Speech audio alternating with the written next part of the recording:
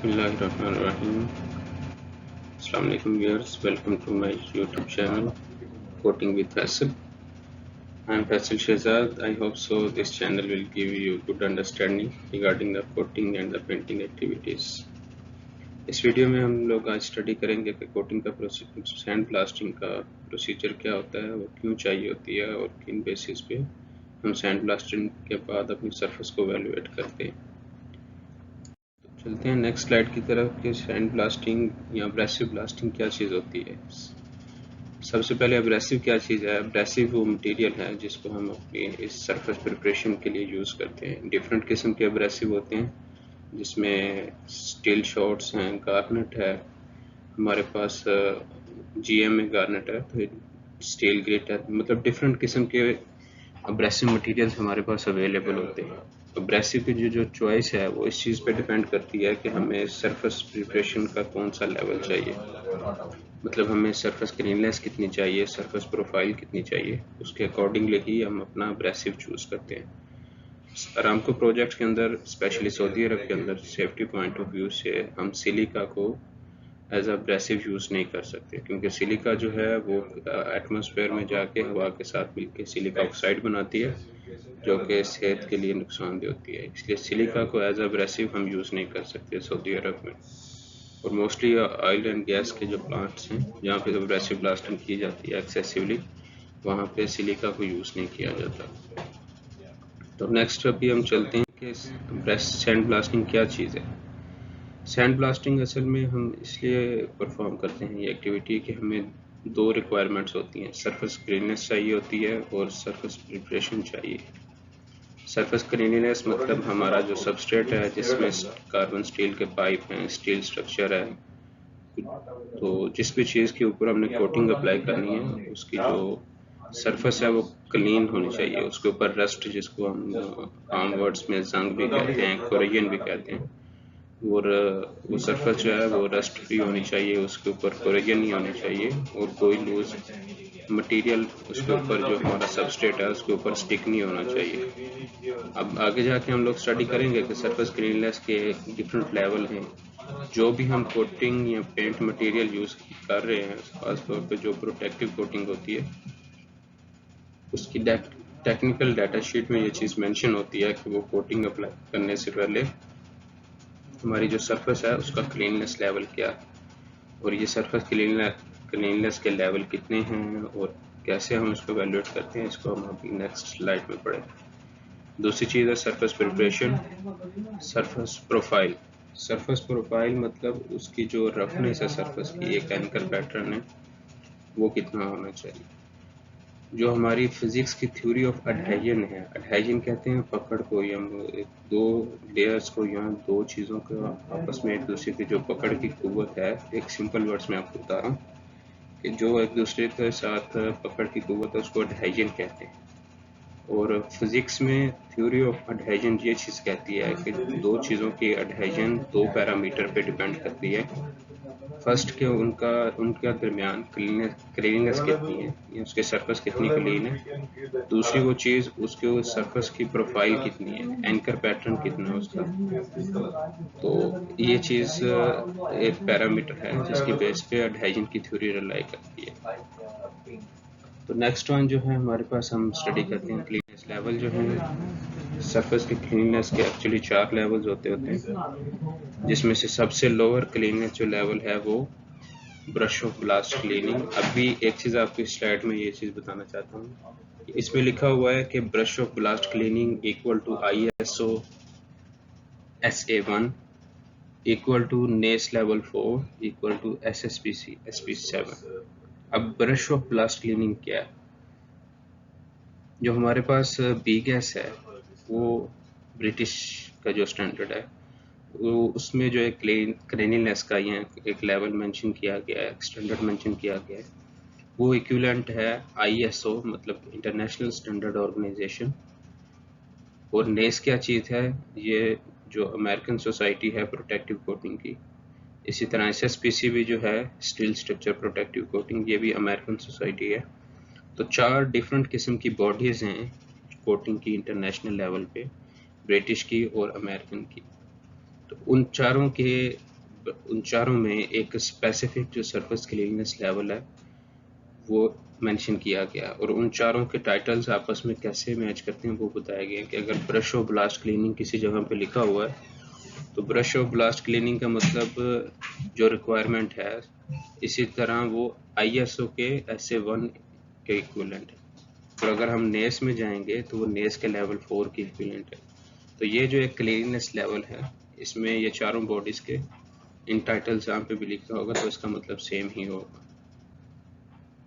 अभी नेक्स्ट जो है क्लीनिनेस का लेवल कमर्शियल ब्लास्ट क्लीनिंग, मतलब अगर किसी जगह लिखा हुआ हमारी डाटा शीट में कि इस कोटिंग को अप्लाई करने से पहले हमें कमर्शियल ब्लास्ट क्लीनिंग का क्लीननेस लेवल चाहिए, तो उसका मतलब ये है कि अगर ISO का SA2 लेवल जो है वो रिक्वायर है, और इसी तरह नेस का लेवल 3 रिक्वायर है, और SSPC का SP6 लेवल रिक्वायर है।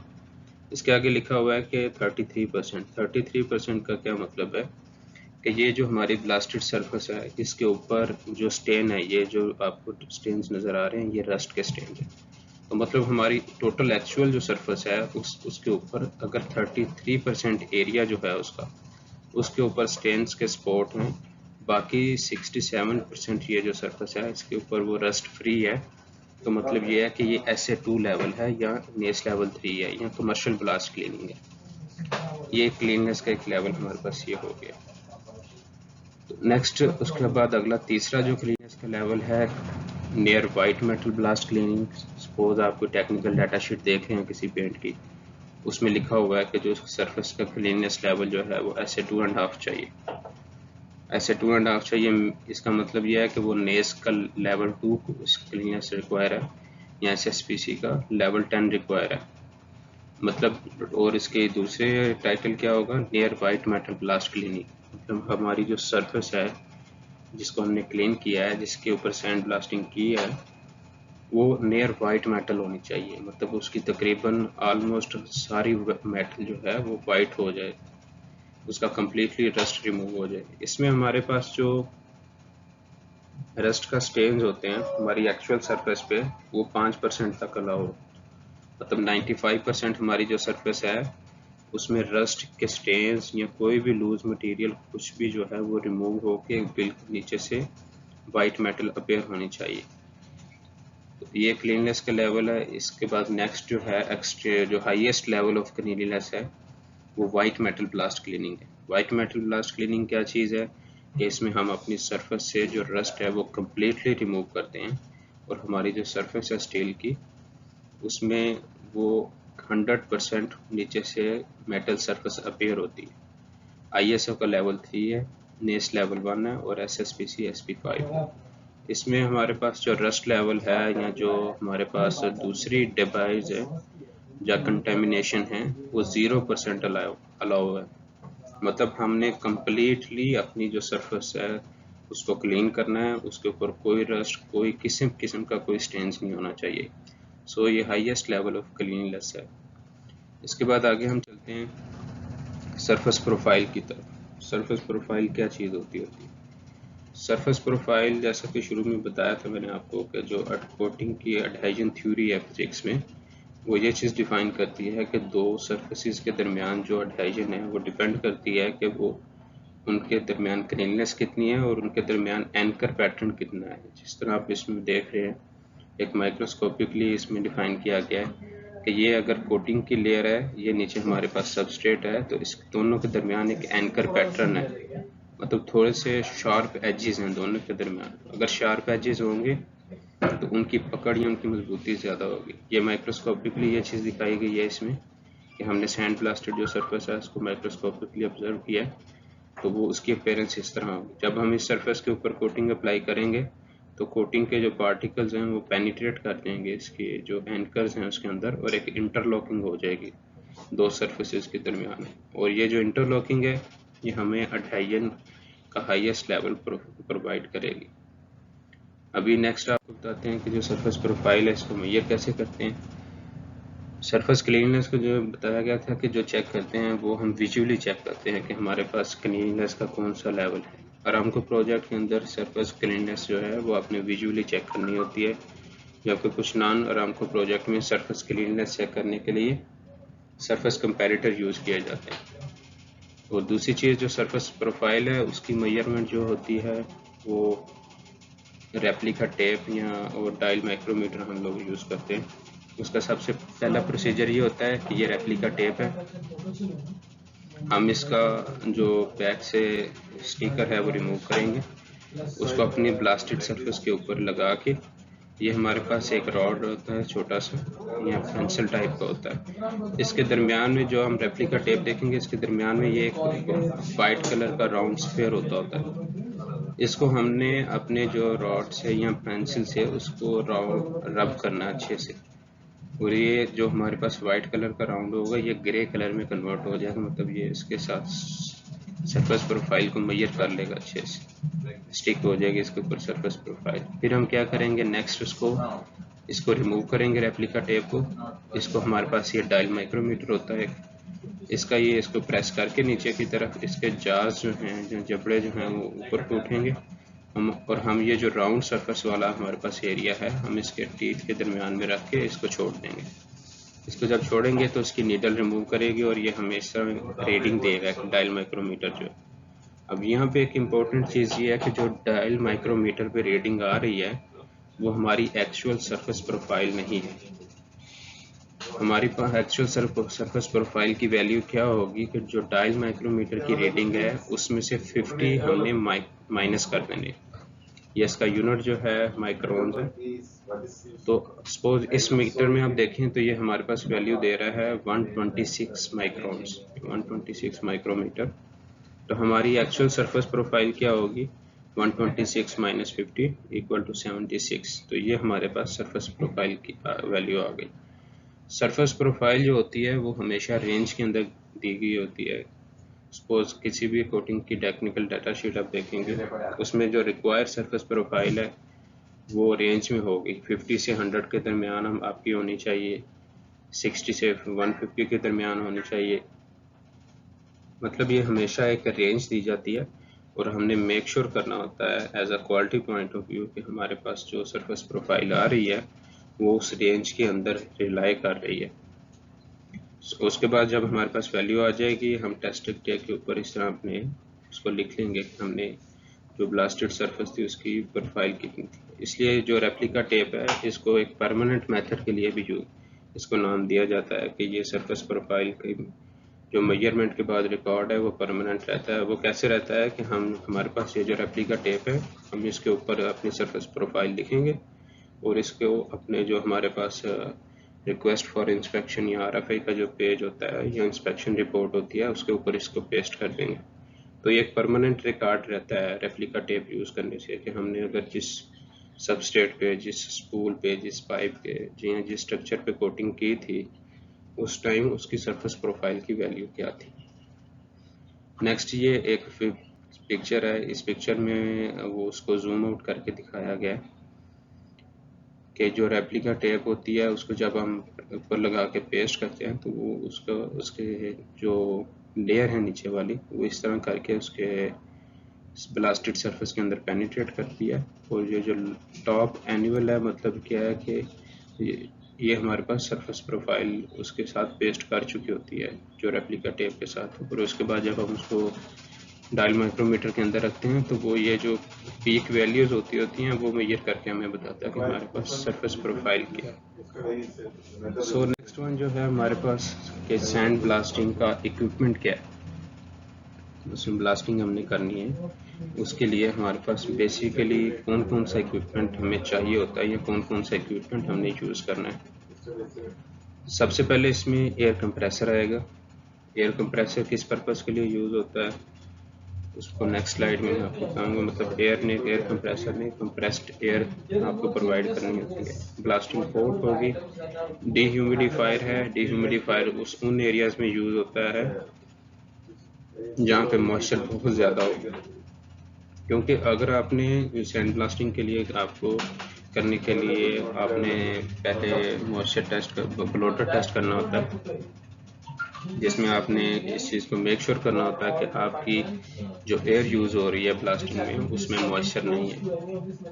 तो जो हम इसलिए जिन एरियाज़ में हवा में नमी ज़्यादा होती है, ह्यूमिडिटी ज़्यादा होती है, मॉइस्चर ज़्यादा होता है, स्पेशली जो समंदर के नज़दीक एरियाज़ होते हैं, तो उसमें से जो एयर यूज़ कर रहे हैं उसमें से जो मॉइस्चर लेवल कम करने के लिए हम डीह्यूमिडिफायर यूज़ करते हैं। उसके बाद एयर रिसीवर टैंक है, CO मॉनिटर है, होज विद डेटमैन हैंडल और ओशा अप्रूव्ड रेस्पिरेटरी बुड। ये एक जस्ट एक लिस्ट है जो हमारा सैंड ब्लास्टिंग का इक्विपमेंट है उसमें यूज़ होती है। नेक्स्ट वन जो एयर कंप्रेसर किस पर्पस के लिए यूज़ होता है? एयर कंप्रेसर जो हमारा यूज़ होता है उसमें हमें कंप्रेस्ड एयर प्रोवाइड करनी होती है, और जो प्रेशर है कम अज़ कम, जो यहाँ सपोज हमने एयर कंप्रेसर यूज़ करना है तो डिफरेंट किस्म के मार्केट में कंप्रेसर अवेलेबल हैं, उनकी डिफरेंट स्पेसिफिकेशंस हैं, डिफरेंट वैल्यूज़ हैं कि कितना प्रेशर है, कितने CFM है। जो हमें सैंड ब्लास्टिंग के लिए एयर कंप्रेसर चाहिए वो कम से कम 10 बार PSI उसकी आउटपुट होनी चाहिए और 16,000 CFM उसकी कैपेसिटी होनी चाहिए। अभी PSI और CFM दो डिफरेंट चीज़ें हैं। PSI ये है कि ये चीज़ डिफाइन करता है कि जो एयर आ रही है कंप्रेसर में से उसका प्रेशर कितना होगा, वो कितनी फोर्स को प्रोवाइड करेगा, जबकि CFM जो है वो डिफाइन करता है कि कितनी क्वांटिटी एयर की जो है वो उसकी आउटपुट में आ रही है। सेफ्टी पॉइंट ऑफ व्यू से जो हमारा एयर कंप्रेसर हमने यूज़ करना है उसके अंदर प्रेशर रिलीफ वाल्व फंक्शनल होना चाहिए। प्रेशर रिलीफ वाल्व किस पर्पज़ के लिए होता है कि सपोज कंप्रेसर चल रहा है, आगे एयर यूज़ नहीं हो रही, तो डेफिनेटली एयर का एक प्रेशर जनरेट होगा उसके सिस्टम के अंदर, कंप्रेसर के अंदर भी और पाइपिंग के अंदर जो होज यूज़ हो रहा है उसके अंदर भी। जो सेफ्टी प्रेशर रिलीफ वाल्व होता है उसका पर्पस ये होता है कि जब ये प्रेशर जनरेट होता है तो एक स्पेसिफिक वैल्यू के बाद वो रिलीफ वाल्व खुद ही ओपन होके वो प्रेशर रिलीज कर देता है सर। तो सेफ्टी पॉइंट ऑफ व्यू से जो हमने एयर कंप्रेसर यूज़ कर रहे हैं उसमें से प्रेशर रिलीफ वाल्व जो है वो फंक्शनल होना चाहिए और कैलिब्रेटेड हो, तो उसकी कैलिब्रेशन वैलिड हो। प्रेशर गेज ये भी एक इम्पोर्टेंट पैरामीटर है कि हम एयर कंप्रेसर के ऊपर प्रेशर गेज जो लगी हुई है वो फंक्शनल हो और कैलिब्रेटेड हो, ताकि हमें एग्जैक्ट वैल्यूज शो हो रही हो कि हमने जो कंप्रेसर ऑपरेट कर रहे हैं वो कितने प्रेशर पे ऑपरेट कर रहे हैं। नेक्स्ट वन ये जो स्लाइड है इसमें आपको नज़र आ रहा है कि ब्लास्टिंग पोर्ट है और दूसरी में एक ब्लास्टिंग पोर्ट का जो फ्लो चार्ट है वो दिया गया है।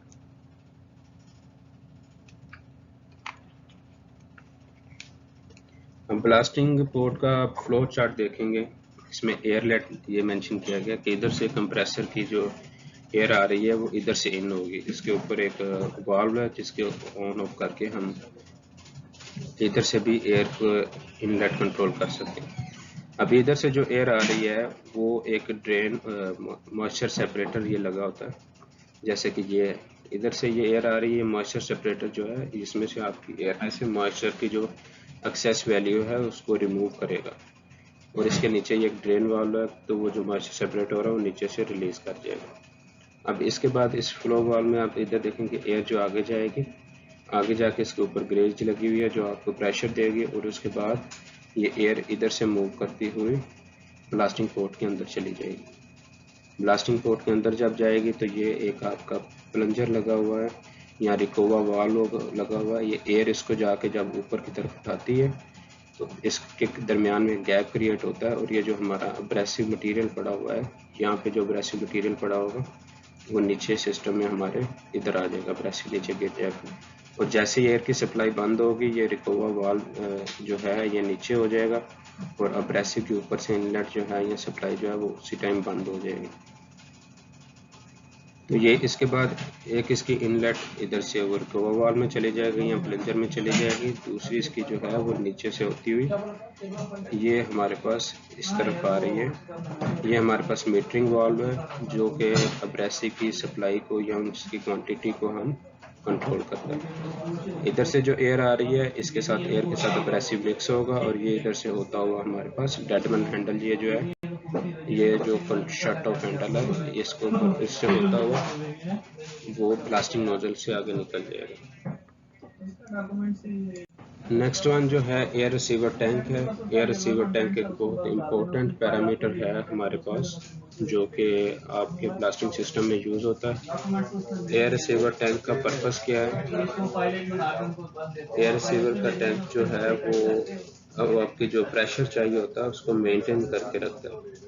कि आपको सपोज आप अरामको के प्रोजेक्ट पे काम कर रहे हैं, तो आपको सैंड ब्लास्टिंग के लिए जो मिनिमम प्रेशर चाहिए वो 90 psi है। एयर कंप्रेसर आपको एक यूनिफॉर्म जो प्रेशर है वो प्रोवाइड नहीं कर सकता, उसमें वैल्यूज कम डाउन होती रहती हैं। तो फिर इसके लिए हम एयर रिसीवर टैंक यूज़ करते हैं, जिसके दो पर्पसेस होते हैं। फर्स्ट के वो एयर का जो प्रेशर है उसको यूनिफॉर्म रखता है, और सेकेंडली वो उस चीज़ में हमारे पास एयर में से मॉइस्चर रिमूव करेगा। उसके दरमियान हमारी एयर में जो मॉइस्चर आ रहा है उसको अगेन ये इधर से भी रिमूव करेगा। जो एयर कंप्रेसर में से सप्लाई आ रही होती है हमारी, वो अगर हम ह्यूमिडिफायर यूज़ कर रहे हैं तो वो उसमें जाएगी पहले, और उसके बाद वो फिर रिसीवर टैंक में आएगी। अगर हम ह्यूमिडिफायर यूज़ नहीं कर रहे तो जो हमारी एयर की सप्लाई आ रही है कंप्रेसर का होज जो है वो डायरेक्टली एयर रिसीवर में से आएगा। एयर रिसीवर में आने के बाद इसकी दो आउटलेट होंगी। यहाँ से एक आउटलेट हमारे पास ये मॉनिटर में चली जाएगी, और दूसरी आउटपुट जो है वो इधर से ब्लास्टिंग जो हमारे पास होज है उसमें जाए, वो कनेक्टेड होगा इसके साथ में। इसके ऊपर भी प्रेशर लीफ वाल्व, वो भी फंक्शनल और कैलिब्रेटेड होना चाहिए। सेफ्टी प्रेशर गेज जो है ये भी फंक्शनल होनी चाहिए। और दूसरी चीज़ ये है कि ये एयर रिसीवर टैंक जो है वो हाइड्रो टेस्टेड होना चाहिए 250 psi प्रेशर पे, और एजमी सेक्शन 8 के स्टैम्प इसके ऊपर लगी हो। वो कहाँ से चेक करेंगे? ये हमारे पास ऊपर टैग लगा हुआ होता है जिसमें लिखा होता है कि इसमें एजमी सेक्शन 8 ये स्टैम्प्ड है और हाइड्रो टेस्टेड है या नहीं है। इधर से हम क्रॉस चेक कर सकते हैं।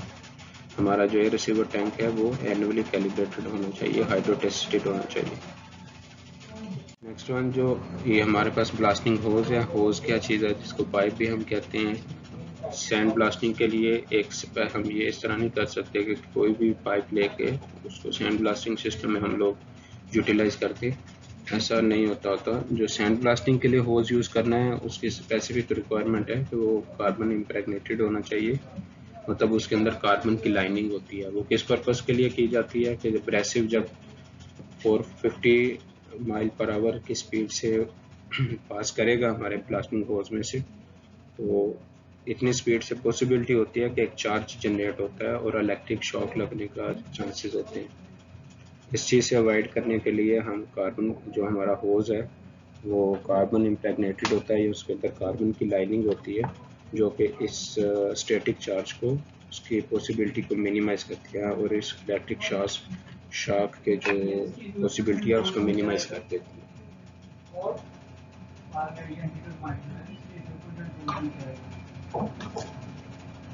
उसके बाद हमारे पास सीओ मॉनिटर है। सीओ मॉनिटर क्या चीज़ होती है? मतलब ये कार्बन मोनोऑक्साइड की क्वांटिटी को मॉनिटर कर रहा होता है। ये किस पर्पस के लिए यूज़ किया जाता है कि जो हमारे पास अब्रेसिव ब्लास्टर है, या जो हमारे पास बंदा है जो सैंड ब्लास्टिंग कर रहा है, वो एक रेस्पिरेटरी हुड यूज़ करेगा डेफिनेटली ब्लास्टिंग के दौरान। वो हुड के अंदर जो हमारे पास एयर की फ्रेश सप्लाई उसको दी जाती है ब्रीथिंग के लिए, उस एयर सप्लाई के अंदर कार्बन मोनोऑक्साइड की क्वांटिटी मॉनिटर की जा रही होती है पैरेलल। क्योंकि एक नॉर्मल एयर में एक बंदा सांस ले रहा है तो उसमें अगर सपोज कार्बन मोनोऑक्साइड की कुछ वैल्यू है भी है तो वो ओपन एटमॉस्फेयर की वजह से उसकी कंसंट्रेशन या उसका इफेक्ट बहुत हद तक कम हो जाता है। लेकिन अगर वो ब्रीथिंग हुड यूज़ कर रहा है जो कि क्लोज है, तो उसके अंदर अगर उस पर थोड़ी सी भी कार्बन मोनोऑक्साइड जाएगी तो उसकी डेथ का पॉसिबिलिटी हो सकती है। तो इसके सेफ्टी पर्पस के लिए सीओ मॉनिटर यूज़ किया जाता है ब्रीथिंग हुड के लिए। जो उसकी एयर रिसीवर से उसकी सप्लाई आ रही है वो एयर की, वो सीओ मॉनिटर के साथ अंदर जाती है, और सीओ मॉनिटर की जो आउटपुट है, जो एयर है, वो हम ब्रीथिंग हुड या वो सप्लाई करते हैं जो कि ब्लास्टर यूज़ कर रहा होता है। अभी नेक्स्ट वन जो आप देखेंगे ये एक ब्रीथिंग हुड है। सीओ मॉनिटर में से जो सप्लाई एयर की आएगी वो इधर कनेक्ट होगी, और ये जो ब्रीथिंग हुड है सेफ्टी पॉइंट ऑफ व्यू से ये ओशा अप्रूव्ड होना चाहिए। और दूसरी चीज़ ये डेडमैन हैंडल है, या इसको हम शट ऑफ हैंडल भी कहते हैं। ये इसको क्यों डेडमैन हैंडल कहा जाता है कि जो अब्रेसिव आ रहे हैं, सैंड ब्लास्टिंग चल रही है हमारे पास, उसकी जैसा कि पिछली स्लाइड में बताया कि मिनिमम उसका 90 psi प्रेशर होना चाहिए, और 90 psi it's a very big huge pressure. अगर इस प्रेशर या इस स्पीड के साथ अब्रेसिव जो है वो आ रहे हैं, और अगर अनफॉर्चुनेटली सैंड ब्लास्टर के हाथ से ये नोजल गिर जाती है और ये जो अब्रेसिव उस से नोजल से निकल रहे हैं और उसकी बॉडी को हिट कर जाते हैं, तो विद इन फ्यू सेकेंड वो उसकी स्किन को रिमूव कर सकते हैं। तो ये सेफ्टी पॉइंट ऑफ व्यू से जो अरामको के प्रोजेक्ट हैं स्पेशली, वहाँ पे जो ब्लास्टिंग नोजल होती है उसके ऊपर फंक्शनल डेडमैन हैंडल लगाया जाता है। डेडमैन हैंडल क्या चीज़ करता है कि आपको सैंड अब्रेसिव की सप्लाई मेंटेन रखने के लिए आपको ये बट इसका एक स्ट्रिप है या इसका एक बटन है, इसको प्रेस करके रखना पड़ता है। जब आप इसको प्रेस करके रखते हैं, जैसे कि ये इधर देखते हैं इसके नीचे स्प्रिंग लगा हुआ है, तो जब आप इसको प्रेस करके रखेंगे तो आपकी एयर भी आएगी और अब्रेसिव दोनों चीज़ें आ रही हैं, और जो ऑपरेटर है वो ब्लास्टिंग के दौरान में इसको प्रेस करता है और सैंड ब्लास्टिंग कर रहा होता है। जैसे ही अगर सपोज उसके हाथ से नोजल गिर गई है तो ये स्प्रिंग खुल जाएगा और ये जो सप्लाई है अब्रेसिव की उसी टाइम बंद हो जाएगी।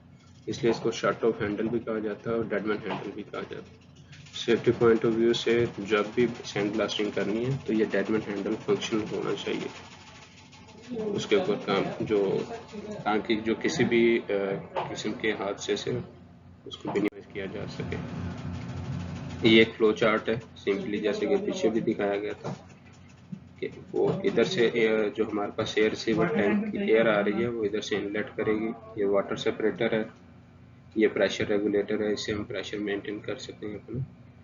और इधर से जो एयर नीचे जा रही है वो इधर से अब्रेसिव मिक्स हो रहे हैं, जो मीटरिंग वाल्व है उसमें हम अब्रेसिव को सप्लाई को कंट्रोल भी कर सकते हैं। इसलिए ये सारा कुछ मतलब पीछे जैसे हमने दिखाया था, ये भी एक फ्लो चार्ट आ गया है उसका ब्लास्टिंग पोर्ट का।